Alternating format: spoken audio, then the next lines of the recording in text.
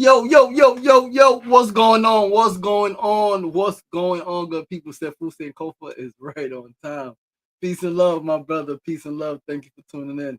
Yo, listen, man, I am beyond grateful for your dedication and commitment to the show, brother. It means more than words can explain. I am super grateful for your brotherhood, super grateful for your friendship, super grateful for your support, in all of the ways, but definitely in this way, man. Tuning into SR Daily. First check-in, always damn near. All right. Super grateful. Peace and love, yo. What's going on? Happy Wellness and Wisdom Wednesday, December 24th. December 24th, 2025. The year is on us. 7-day countdown officially. 7 days left. 7 days left. 7 days left. 2025, man. It's been a year. It's been tumultuous. It's been beautiful. It's been powerful. It's been incredible. It's been painful. It's been frustrating. It's been emotional. It's been a year, right? Life is life, and it's always the same. It's different degrees or frequencies, but it's always the same. It encompasses all of the things: loss and gain, and anticipation and disappointment, sadness and grief, and joy and happiness, and elation, and all of the things, man. And I'm grateful to be alive, to live this life, to have this experience. This is the only one, rather, only one of these experiences we're gonna have like this, with this body and this consciousness at this time with these people around us. Because even if someone says they believe in reincarnation, it will never be the same. You won't be in the same body. You won't have the same experience. You won't be connected directly to the same people, right? In the same environment, in the same climate. So it's only one of these lives, man. We just get one. All we got is one. And so we got to live this shit to the fullest. We got to live it wholeheartedly. We got to live it passionately. We got to live it without apology, right? Unapologetically. We got to live it authentically. We got to live it, but take a risk, right? We got to take risk, man. You cannot live this life. You cannot have the fullness of life. You will never experience the fullness of life by playing it safe. You got to take risk in love, risk in investment, risk in finance, risk in career, risk in creative endeavors, risk in travel, right? You have to live life. Life is meant to be lived. It is meant to be experienced. Experience all of the things, right? Even the things that the people around you, the people who raising you say that maybe you shouldn't experience. If it's in your heart to experience, right? And you do a honest assessment, a full assessment of why you want to experience this thing, what are the dangers, what are the pros, what are the cons of experiencing this thing, and you feel content and you feel comfortable, then by all means, go live life. Go experience the things that you want to experience for yourself. No matter how much we love our parents, no matter how great our parents are, and once we become parents, if we become parents, no matter how much we love our children, each person's life is their own life, right? Each person's life is their responsibility. Our parents cannot live for us. We cannot live for our children, and our children cannot live for us, right? And we cannot live for our parents. It's all across the board. Each life is its own entity, is its own thing, and so we have to treat it like such. So live your life on your terms, right? Walk to the beat of your own drum. You don't gotta follow your family tradition. You don't gotta follow freaking society norms, right? Um, uphold that which uphold only that which is in alignment with your spirit, that which feels good in your body, that which feels good in your heart, and that which calms your mind. If it causes you any type of chaos or friction, look at it, because sometimes you got to go where the friction is to get something, right? But look at it like, whoa, this is causing some like adverse. Like, let me look, let me examine, and really see. But yeah, man, this is life, man. Sefu said, what an adventurous year. From the shelter to Cuba. Yo, from the shelter to Cuba. That's a fact, my brother. You really went from the shelter, you went to Cuba and everything in between. All right, Mona Love, baby girl, what's the deal? Happy Wellness and Wisdom Wednesday. Eddie Kruger, what's going on, my brother? Royal Misfits, what's going on? Long time, long time. I hope you're doing well. Listen, let's get the show started. Once again, I am your boy, your host, LaShawn Sugar Morris, and you are tuned into SR Daily, episode 526. This is episode 526 of SR Daily, middle of the week, week 106. SR Daily is a personality meets enlightenment. We're here Mondays through Fridays, 9 a.m. to 9:30 a.m. Facebook Live, YouTube Live, and of course, Instagram Live. And we're going to start with our first segment of the day. Today's first segment is the quote of the day. Today's quote is absolutely freaking powerful. Listened to it yesterday during the talk, and I was like, I got to write this. I got to quote this. I got to say this on my show. Don't aim for mediocre. 99% of people in the world are convinced they are incapable of achieving great things, so they aim for the mediocre. The level of competition is the fiercest for realistic goals, paradoxically making them the most time and energy consuming. If you are insecure, guess what? The rest of the world is too. Do not overestimate the competition and underestimate yourself. You are better than you think. Fire. Let's read that one more time. Quote of the day today, December 24th, 2025, one day before Christmas, one day before the Mass of Christ. Don't aim for mediocre. 99% of people in the world are convinced they are incapable of achieving great things, so they aim for the mediocre. I just want to get by. I just want to make it. I hope I just have enough. The level of competition is the fiercest for realistic goals, paradoxically making them the most time and energy consuming. If you are insecure, guess what? The rest of the world is too. Do not overestimate the competition and underestimate yourself. You are better than you think. That's a whole word. That comes from an unknown source. That's a whole freaking word. Like, what a freaking quote. My goodness. How true is that? The majority of people, listen, Grateful for Hip Hop, what's the deal? The majority of people, even those who every so often say they want something great, don't actually believe they can have what they say they want. Most of the people in the world settle for mediocrity because they believe that that's all they can achieve. They believe that that's all they can get. They believe that that's all they deserve. They'll say if a lot. And they often speak against what they claim to want. Listen, last week, one of the young sisters, right, young sister I know, we walk in and she says, said she wanted to, I think she was mentioning like traveling somewhere or going somewhere. She said, yeah, I'll make it happen next year. Well, maybe not. I was like, wait, yo, and I caught it, right? We work together often, and so I caught it, and I was like, yo, you do that a lot. You say something, and then you speak completely against it. She said, well, I'm just being realistic.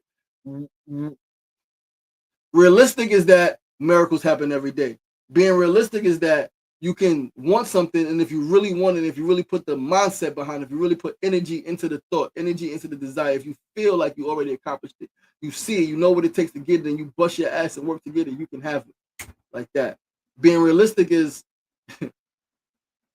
people go from nothing to something all the time. That's realistic. What you're doing is being pessimistic. That's what that is. People use being realistic as a substitute because they don't want to say they're being pessimistic, but in all reality, they're being pessimistic because they use being realistic. Realistic is a motherfucker went from a thought to a human being, walking and talking and jumping and fucking and spitting and eating and shitting and all of that shit. That's realistic. This is existence is realistic. We were once just a thought, a figment of a parent's imagination, a figment of somebody's imagination. That's what we once were. And now look at us. Look at us. Like literally, like no matter how quote unquote bad you think you're doing, you are alive. Look at you. You exist. You exist in this space at this time. Once a thought, once just a freaking little small growing inside your mother's womb.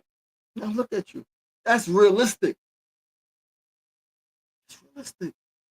So, for those who shoot for the stars by default, have a better chance at striking gold than not.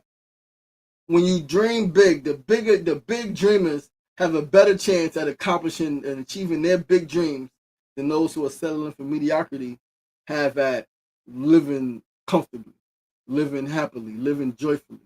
Crazy. When you settle, you actually get less than if you would have freaking pursued the big thing. So don't settle. Don't settle. Go for what the fuck you want. Like go for what you want. Don't aim for mediocre. 99% of people in the world are convinced they are incapable of achieving great things, so they aim for mediocre. The level of competition is the fiercest for realistic goals, paradoxically making them the most energy and time consuming. If you are insecure, so is the rest of the world. Don't overestimate the competition and underestimate yourself. You are better than you think. You are better than you think. You are stronger than you could ever imagine. You are greater and more powerful beyond measure. You can do anything and everything if you put your mind to it. If you set your heart's intention. You follow your spirit. You can accomplish it all. You can do it all and accomplish it all. Absolutely, you can. How powerful is that? All right.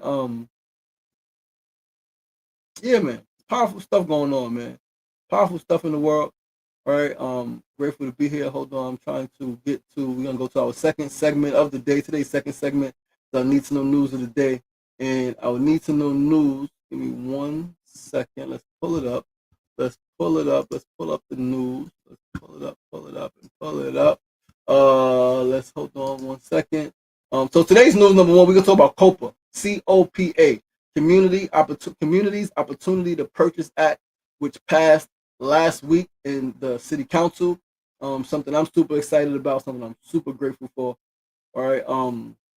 Because we've been working on this, man, for years. Right. So shout out to the team, Nicely, New York City Community Coalition, Nicely, NYCCL. I can't remember. New York City Coalition for, yeah, I can't remember what it is. But it's a bunch of people working on housing rights and tenant rights.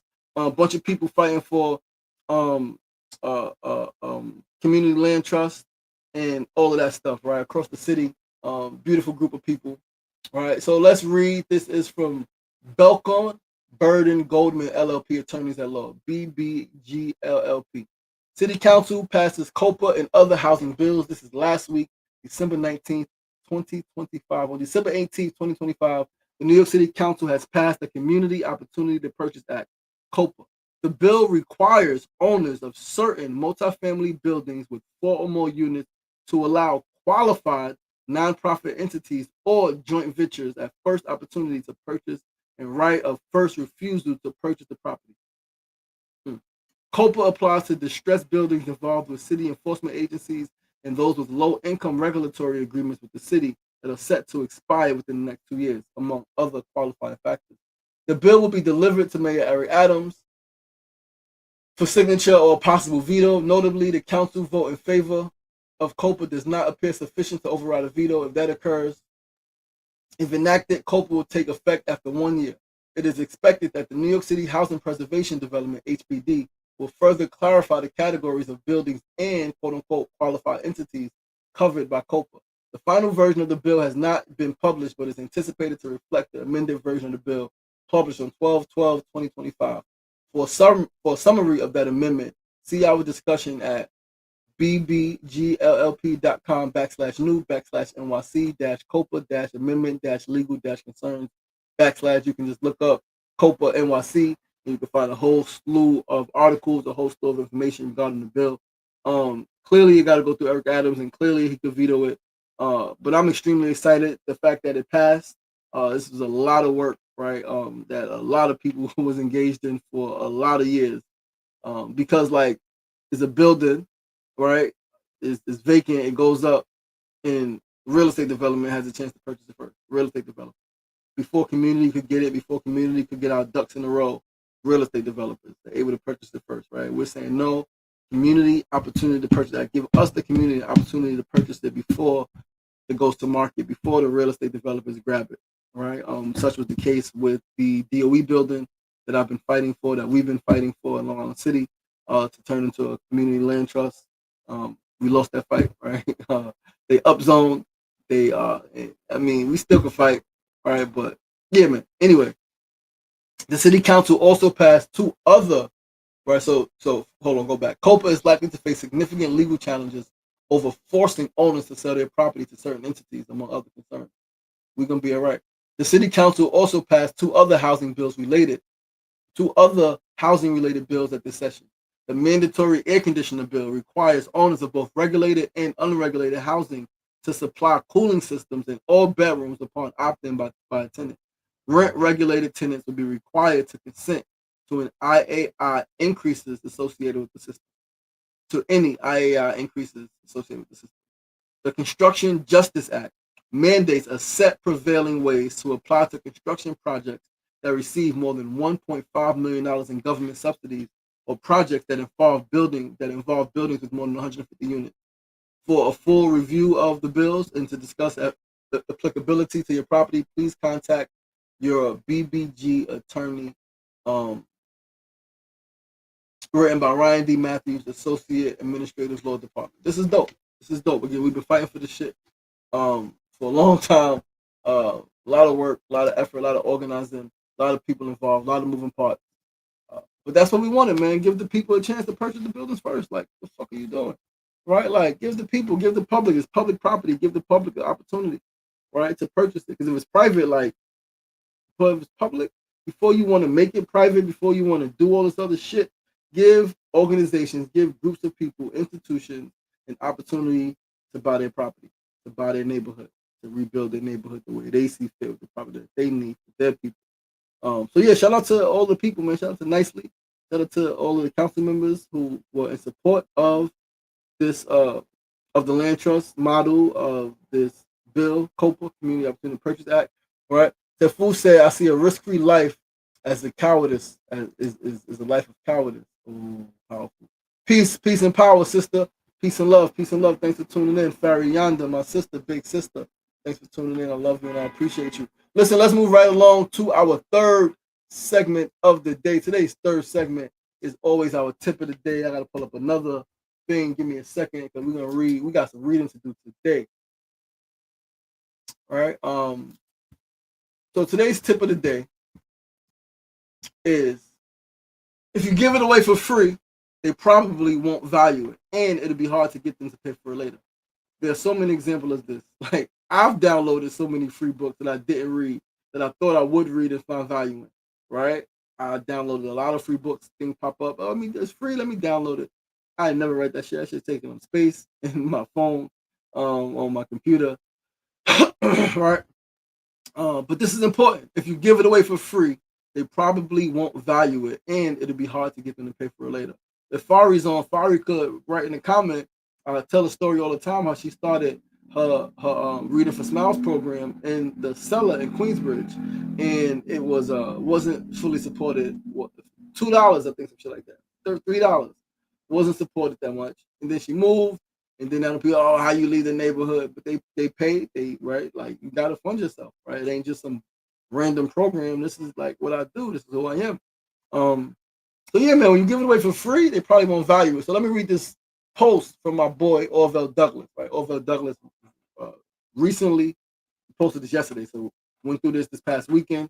Orville Douglas is the fruitarian, incredible brother. So let's read. He said, I was excited to host my presentation for the Heal Disease Naturally Summit, where I had 140 people sign up to join. As an incentive, I offered a complimentary ebook to all attendees, which I believe held valuable insights and guidance for anyone interested in natural health. However, I was disheartened to discover that only 20 people actually took the time to retrieve the ebook after the presentation. It's quite disappointing to see such a low engagement rate, especially considering the effort I put into creating a resource that many could benefit from. This situation leads me to wonder why so many individuals chose to sign up in the first place if they weren't genuinely interested in following through. It feels almost as if there's a disconnect. Free resources, which I thought would be attractive and valuable, didn't seem to resonate with the majority. It makes me question whether people truly appreciate the opportunity for free information when it's right in front of them. Most people don't. Most of us don't, brother Orville. Most of us do not appreciate, right, the opportunity for free information when it's right in front of us. Some do, but it depends on what it is. Right? Some people sign up for things and like shit comes up. Right? But sometimes people just don't want the shit. Right? That's what it comes down to. They do not want the thing that you're offering for free. They may sign up because like it sounds good, it's adrenaline rush, right? They get a spike, they support you, it's dopamine, it's all of the things. But then they like, I'm like, whoa, like, like, what do you mean, right? So yeah, man, that's the third segment of the day. That's our tip of the day. Fool said, people over profit always. Yeah, definitely people over profit when it comes to COPA, right? Always. Ain't no power like the power of people organized. Absolutely, my brother. Listen, fam, let's move right along to our fourth and final segment of the day. Today's fourth segment, our build of the day, today's build. And I would love you guys to chime in because everyone that I see that I know that's on has lost a loved one, a parent specifically, right? Some lost both parents, right? So I think the most important thing we can teach our children is how to deal with loss, particularly death, specifically the death of a parent. The most painful moment in my life was learning that my father passed away when I was only 11 years old. What made things so much harder was not just his physical loss, right? What made things harder than just living without my dad, right? Like what made things fucking 100 times tougher was having no understanding of death. The cliches did not help. I'm 11 years old. I'm 12 years old. I'm 13 years old. You telling me that my father's in a fucking better place? That shit is the dumbest thing you can tell somebody when they are in their grief, right? When the parent just passed. Oh, they're in a better place. At least I don't give a fuck. Get the fuck out of here. No, like no, no, no, no, no, no, no. That's the most painful of my life. My father passed, and what compounded that shit was I had no understanding of death. The cliches did not help, and because there was no discussion like of death prior. My mother would say, only thing promised to us in life is death, right? She would say that. But then when we want to talk about death, my sisters and I, she like, oh, don't bring that up. Don't be talking about that. Don't be talking about that stuff. It's like, well, that's the only thing promised to us. Shouldn't we talk about it like almost more than anything else? Not from a scary standpoint, but like one, what is death? Right? What happens when you die to your body, to your spirit, to your consciousness, right? Um, like we should talk about these things. We should talk about these things. Right? And so because I had no discussion of death prior, it was completely unexpected, which made things even that much harder. So talk to your children, man. Like tell the truth. Tell them the truth. Don't have them thinking you will be around forever. Right? I told my children, listen, one day, one of us is gonna go before the other, right? Either ideally it'll be me, you guys will live a long, healthy life, and I'll transition while you guys, are still living, and eventually, like, but it could happen the other way around, right? Like, none of us are gonna be here forever. Anything can happen at any given time to anyone, right? And I think we should teach our children that, right? I think again, dad passed. I'm 11 years old. I'm hurt that my dad is gone. But what made it worse was just the lack of understanding of what is death. And I couldn't even ask the question at the time because nobody wanted to talk about the shit. Nobody, my mother, family didn't want to talk about like or they would say it from a cliche religious perspective. Like that shit don't make no damn sense to me. Right? What better place than right here with his son? What better place? And then I learned as I went through life, I learned that the better place is inside of me. My father is now actually inside of me. Literally, his energy, his spirit, his consciousness is inside of me, is intertwined with me because I am his son.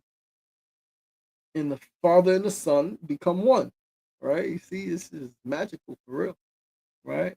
Um, but yeah, man, what do you think is the most important thing we can teach our children? And why do you think parents don't talk to their children about death? And again, I came up with this because like I see so many people distraught, like distraught when their parent dies. They're an adult. They're 30, 40, 50, 60. They have a parent who dies and they are distraught. They really thought their parent was going to be here forever. And it's like, nobody's going to be here physically forever, man. Like, we all going to cross that road. We all going to go to sleep, take an eternal rest, right? All of us at some point or another. All right. So, like, why not teach the children that truth? Why not teach the children that truth? What do you guys think? Why are so many parents, so many people in society afraid or just avoid talking to their children about death and about their own demise, right? Talk to me. Drop something in the comments. The fool said I lost two parents physically but gained two incredible ancestors. Ancestors. I love you, mom and dad. Absolute righteous mentality. That's a rightful, not just righteous, but that's a right and exact mindset. Like to be absent from the body is to be present with the Lord, they say, right? And where's the Lord? The Lord is all around. Spirit is eternal. So to be present, to be absent from the body is to be present with spirit, to be present with self, to be present with all that is. Once again, no separation. It just is, and it flows into different spaces and different cracks and crevices. And it's real simple. Real simple. All right. Angelique, what's going on? Peace and love. Thanks for tuning in. Real simple, guys. So yeah, man, talk to your children. So one thing I taught my children, or I told my children, and it was when my brother passed in 2018. My daughter's not even 2 years old, right at the time. My son is six, right? Yeah, he's six already. Not even six yet, five still. 2018. Yeah, my son doing 12. Yeah, he was going on six. Um, One thing I told my children, right? So Uncle Anthony, right? I'm like, Uncle Anthony is gone. What happened to Uncle Anthony? And so I didn't go right into, oh, well, this happened. I said, if you guys could have a superpower, what superpower would it be? I think my son said jumping. I think my daughter said running real fast, right? I was like, those are beautiful. And then I was like, what if you can have the power to be invisible? like at will, whenever you want, and go anywhere at all times and never be seen, but be everywhere at the same time. Whoa, that sounds like magical. That sounds incredible. And I was like, that's what Anthony did. Uncle Anthony used the magic trick. He got on the dodge, right? He allows himself to just disappear, right? Disappear. All right. And they got it. I believe they got it. I believe clearly young minds, right? But I believe that that's going to stick with them because not only would like you leave your body be everywhere, but you also be inside of you, inside of your mind, inside of your heart, inside of your body at all times. You lose a loved one, they're with you, specifically a parent or a child, right? Sibling, right? When they're the ones closer to you or the ones closer to you. Mona said, I think the most important thing to teach our children is to practice to love and kindness for self and others. Absolutely, I agree. Beautiful, beautiful, very important thing to teach our children. Practice love and kindness for self and others.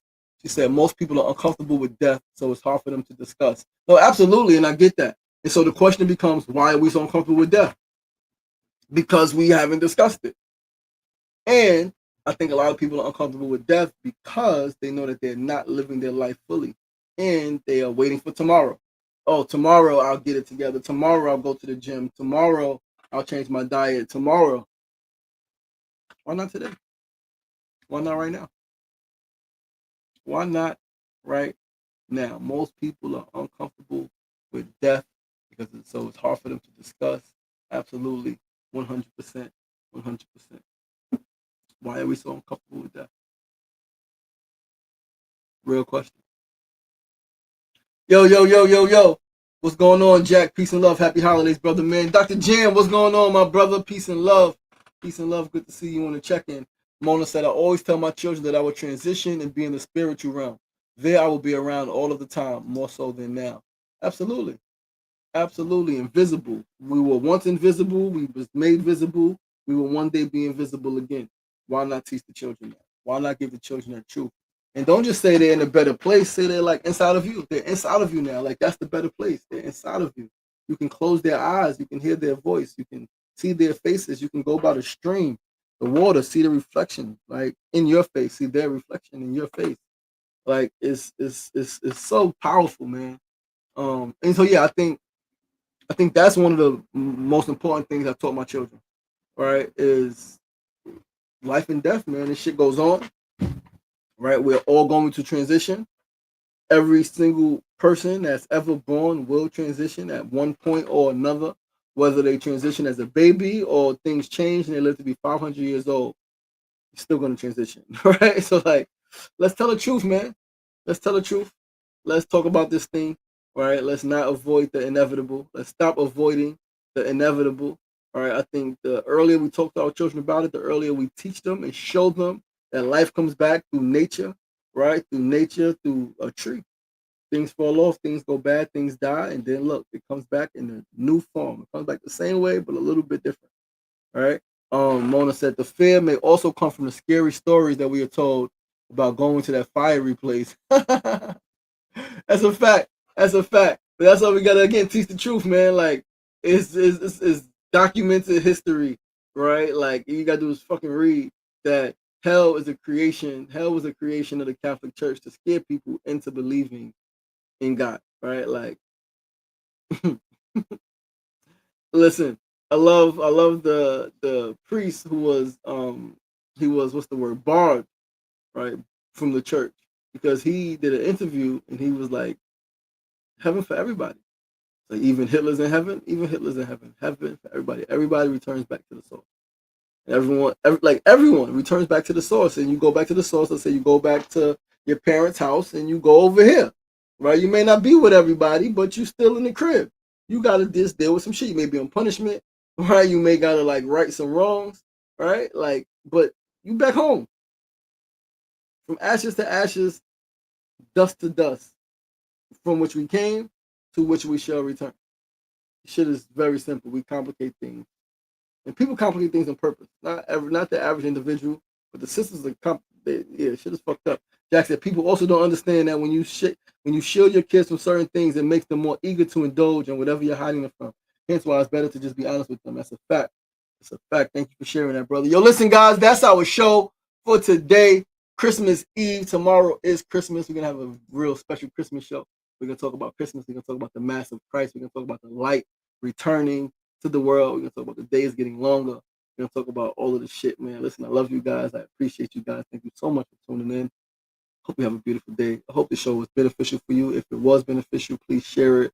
Please drop more comments. Please invite 5 friends tomorrow to join.